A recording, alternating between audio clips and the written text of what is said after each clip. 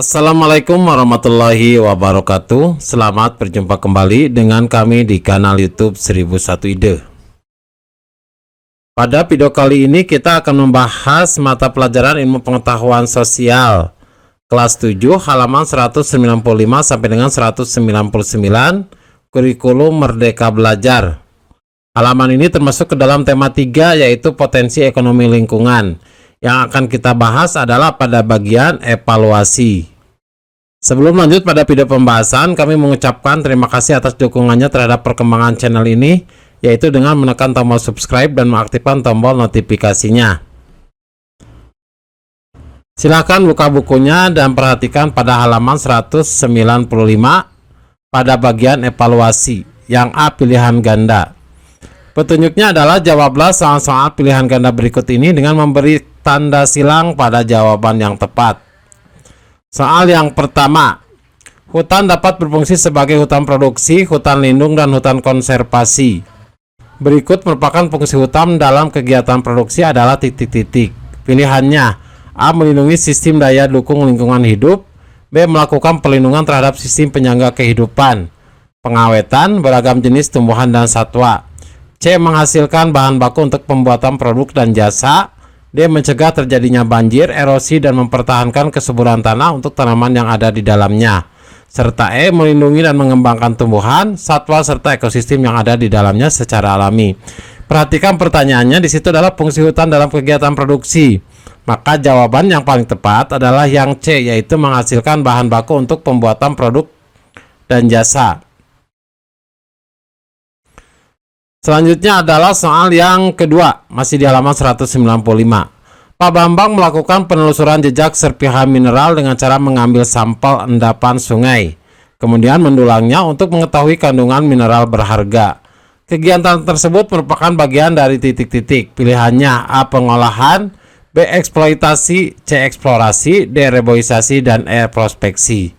Maka apabila kita lihat bahwa di situ adalah mengambil sampel endapan, kemudian didulang untuk mengetahui kandungan mineral berharga, maka jawabannya adalah E, yaitu prospeksi.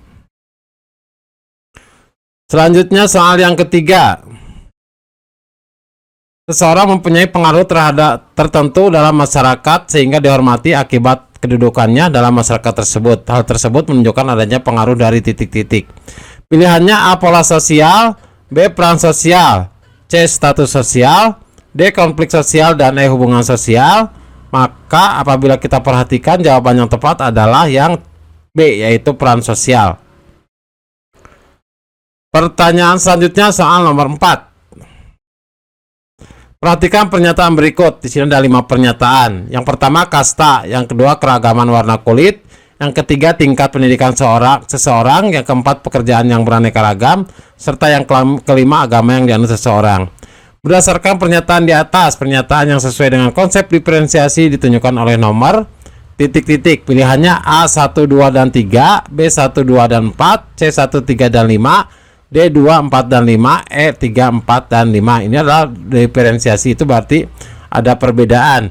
Maka jawaban yang paling tepat adalah yang D, yaitu 2, 4, dan 5. Yaitu keragaman warna kulit, pekerjaan yang beraneka ragam, serta agama yang dianut seseorang. Selanjutnya soal nomor 5. Perhatikan gambar berikut. Nah, di situ ada gambar. Gambar di atas menunjukkan stratifikasi tertutup yang dikenal juga sebagai sistem titik-titik. Pilihannya A. Kasta, tidak dapat berpindah kelas, B. Kelas, tidak dapat berpindah kelas, C. Meritokrasi, tidak dapat berpindah kelas, D. Kasta, mudah dapat berpindah kelas, C. E. Kelas, mudah dapat berpindah kelas. Apabila kita perhatikan, itu adalah stratifikasi tertutup, maka jawabannya adalah A. Kasta, di mana tidak dapat berpindah kelas.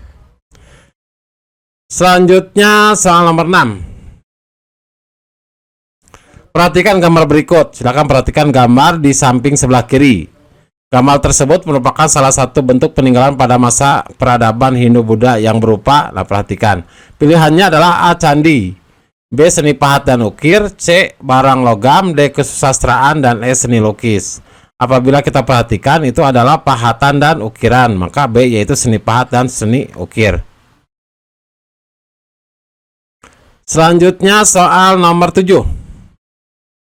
mulai berkembang pesat, salah satunya melalui kerajaan Islam.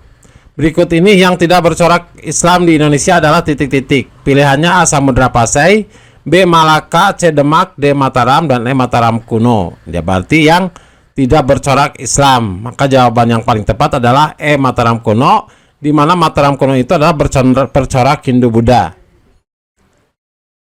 Selanjutnya soal nomor 8. Perhatikan aktivitas yang ada di masyarakat berikut. Nah, di sini ada 5 aktivitas. Yang pertama, perusahaan mengirimkan produknya ke minimarket di seluruh Indonesia. Yang kedua, Mega membeli seragam untuk dipakai ke sekolah. Yang ketiga, Arif membeli pertalit untuk sepeda motornya. Yang keempat, perusahaan SR memproduksi roti dengan jumlah banyak. Yang kelima, Ibu Tantri membeli tepung kemudian mengolahnya menjadi odading untuk dimakan. Berdasarkan pernyataan tersebut, kegiatan yang dilakukan dalam rangka konsumsi adalah, nah ini berarti kegiatannya adalah konsumsi. Maka pilihannya ada A 1, 2, dan 3, B 1, 2, dan 5, C 3, 4, dan 5, D 2, 3, dan 4, E 2, 3, dan 5. Maka jawaban yang paling tepat adalah yang E, di mana yang 2, 3, dan 5. Di mana Mega membeli seragam untuk dipakai ke sekolah, terus Arif membeli pertalit untuk sepeda motornya, dan yang kelima Ibu Tantri membeli tepung kemudian mengolahnya menjadi odading untuk dimakan. Kalau yang pertama yaitu perusahaan mengirimkan produknya ke minimarket di seluruh Indonesia, itu adalah kegiatan distribusi. Sedangkan yang keempat, perusahaan SM memproduksi roti dengan jumlah yang banyak, itu adalah kegiatan produksi. Selanjutnya soal yang ke-9. Ketika lapar, Dimas memilih makan bakso, Eri memilih sate, Ismi memilih ayam goreng, sedangkan Lili memilih mie untuk memenuhi kebutuhan akan makanan. Pernyataan tersebut menunjukkan perbedaan permintaan berdasarkan titik-titik. Pilihannya A. Selera, B. Harga, C. Penghasilan, D. Kualitas barang, dan E. Ramalan masa depan. Perhatikan di sini Dimas memilih bakso, Eri memilih sate, Ismi memilih ayam goreng, dan Lili itu memilih mie. Itu berdasarkan kepada selera dari masing-masing orang. Jadi jawabannya adalah A. Selanjutnya soal yang ke-10.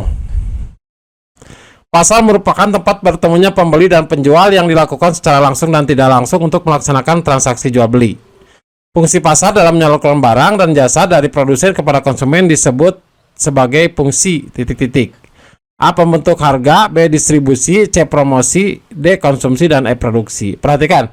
Di sini pasar menyalurkan barang, jadi menyalurkan barang dari produsen ke konsumen. Nah, itu kata yang pentingnya. Maka itu termasuk ke dalam B, yaitu distribusi. Jadi itu adalah kegiatan distribusi. Selanjutnya soal yang bagian B, yaitu essay. Yang pertama, potensi sumber daya alam yang dimanfaatkan secara terus-menerus mengakibatkan perubahan bagi kelangsungan alam. Salah satu dampak perubahan alam yang terjadi adalah menurunnya daya dukung lingkungan terhadap kehidupan manusia. Jelaskan faktor yang menyebabkan perubahan potensi sumber daya alam. Nah, ini faktor-faktornya. Maka jawabannya bahwa jumlah populasi manusia yang semakin bertambah itu mengakibatkan bertambahnya kebutuhan termasuk akan kebutuhan bahan pangan. Jadi eksploitasi sumber daya alam yang berlebihan guna memenuhi kebutuhan manusia dengan prinsip maksimalisasi dan mengabaikan pelestarian lingkungan dapat menyebabkan pencemaran dan kerusakan lingkungan. Untuk memenuhi kebutuhan yang semakin banyak, perlu diimbangi dengan penyediaan alat pemuas kebutuhan sehingga tidak dapat mengakibatkan penurunan sumber daya alam. Jadi pemanfaatan alam harus memperhatikan kelestarian lingkungan agar dampak negatif dapat diminimalisir dan potensi sumber daya alam tetap lestari. Selanjutnya soal yang kedua. Peradaban Islam masuk ke Nusantara secara cepat dan menggantikan peradaban Hindu-Buddha. Ada beberapa metode yang digunakan dalam penyebaran Islam di negeri Nusantara, yaitu perdagangan, pernikahan, pendidikan, seni budaya, dakwah, dan tasawuf. Di antara metode penyebaran Islam di Nusantara, manakah yang paling memengaruhi penyebaran Islam? Jelaskan alasannya. Dari ke-6 metode penyebaran Islam, maka yang paling berpengaruh kalau kita lihat bahwa metode penyebaran Islam di Nusantara yang paling mempengaruhi penyebaran Islam adalah perdagangan. Karena perdagangan dilakukan oleh pedagang Nusantara dan pedagang Muslim baik yang berasal dari Arab, Gujarat, Persia maupun dari Cina. Nah, ini sesuai dengan teori masuknya Islam ke Nusantara. Selain berdagang, mereka juga menyebarkan agama Islam. Dengan cara itu, Islam kemudian menyebar cepat dalam masyarakat Nusantara. Selanjutnya, soal yang ketiga. Tujuan produksi secara umum adalah untuk memenuhi kebutuhan masyarakat. Produksi dipengaruhi oleh beberapa faktor. Jelaskan faktor yang mempengaruhi produksi. Maka jawabannya adalah faktor yang memengaruhi produksi yaitu titik-titik. Nah, perhatikan, yang pertama adalah faktor alam. Yang kedua adalah faktor tenaga kerja. Yang ketiga faktor modal. Dan yang keempat adalah faktor kewirausahaan. Selanjutnya soal yang keempat. Status sosial seseorang dalam masyarakat dapat berubah selama hidupnya. Sebutkan 3 jenis status sosial di dalam masyarakat. Jadi sosial itu ada tiga jenis status sosial di masyarakat, yaitu assigned status, achieved status, dan ascribed status. Selanjutnya adalah soal yang ke-5. Konflik peran seringkali terjadi di sekitar kita. Buatlah 2 contoh konflik peran yang mungkin dapat terjadi di sekitar kalian. Jadi ini ada konflik peran. Yang pertama, seseorang dia bisa menjadi seorang guru, dia juga bisa menjadi seorang ibu, dia juga bisa menjadi seorang anak. Anak itu dari kakek neneknya, gitu kan. Yang kedua adalah seseorang yang menjadi dokter misalnya, dan dia adalah seorang ayah. Jadi posisinya dia ada 2 peran. Yang pertama dia berperan sebagai dokter, dan yang kedua dia berperan juga sebagai seorang ayah. Maka itu bisa terjadi konflik peran. Demikianlah video pembahasan untuk IPS pada bagian evaluasi, yaitu pada bagian pilihan ganda dan pada bagian esai. Semoga video ini bermanfaat. Assalamualaikum warahmatullahi wabarakatuh.